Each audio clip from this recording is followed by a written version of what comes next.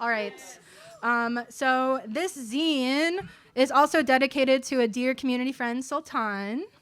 They were a beautiful artist, musician, friend, swimmer, dancer, jokester, trickster.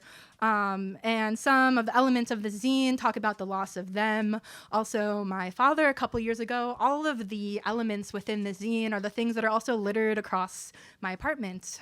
Family heirlooms, things that are special to me, things that I've been gifted by an antique seller, Baba. So thanks, Dad.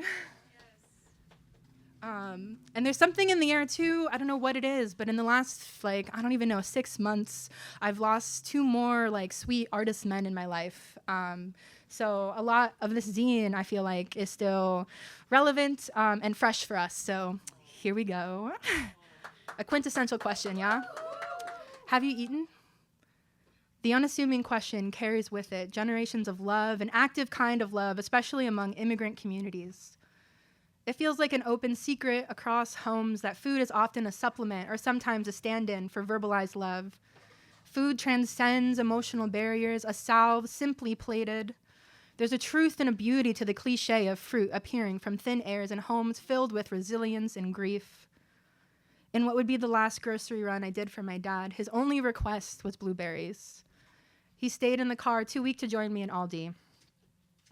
The simplicity of the request ached in a new way, and my stomach twirled into an anxiety knot. I miss cooking with him, laughing over American shortcuts to the beautiful complexity of Persian food.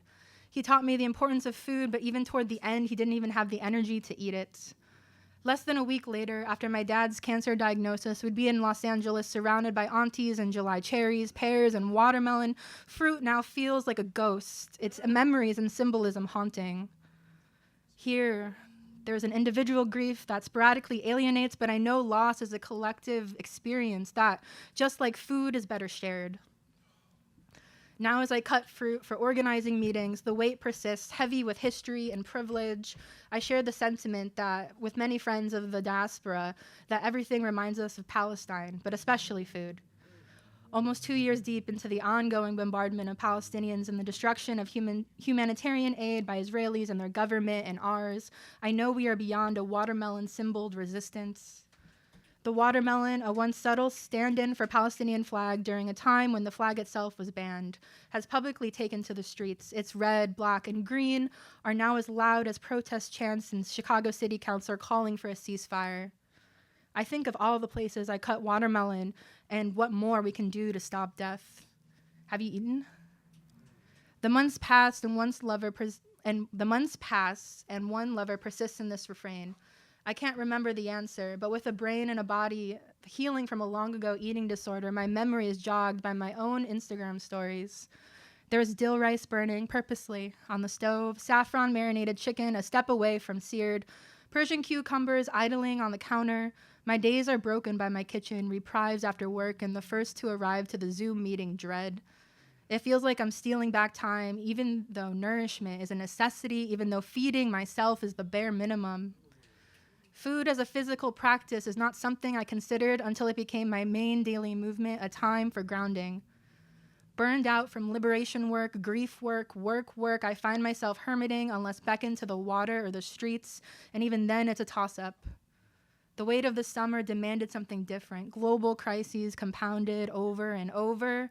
There's little break from loss, and it intimately impacts our relationships to each other and ourselves. After losing a close friend this summer, the harshness of our conditions under ruthless empires became unbearable. The loss was a reminder that global struggle is not happening in the abstract, that our futures are interconnected, and that we need each other to survive. Have you eaten? I'm not a meal prepper, my mind too full of other futures, 5-year plans that often demand pivots, and I have deep appreciation for our community food workers that insist we gather and break bread and remember. Somehow, in the face of devastation, it becomes easier to find each other, us diaspora kids yearning for a taste of homeland some of us have never been to. Our group chats explode with fierce opinions on restaurants, tips on finding make or break ingredients, and invitations to eat. One time, early December weekend, I was tasked with bringing pounds of tomatoes and cucumbers in my biggest Tupperware to a kickboxing gym. A friend of a friend made it our community kitchen for a night. As I walked in, I was hit with a unique wave of gym floor rubber, fresh lemon, and brine grape leaves. More than 20 of us friends, new and old, gathered around long folding tables, awaiting directions or taking charge for a night of work, anab, or dolma making. Homemade hummus and bulk bought pita circulated our tables along stories of aunties, brags of keeping the leaves intact, and whispered mashallahs. I squeezed 1,000,000 lemons for a jar of juice. We beamed at our makeshift night, Instapots taking our gym dishes over the finish line. Have you eaten? Even in the wake of so much loss, the exhaustion, the mobilizing, the one question can break through it all, offering a moment of reflection on the day's nourishment or lack thereof. A beat, this intimate check-in, slows everything. With it comes an opportunity to feed or be fed. Then there are the memories of all those who have inquired, hopeful that your needs are met, and if not, they are ready to serve.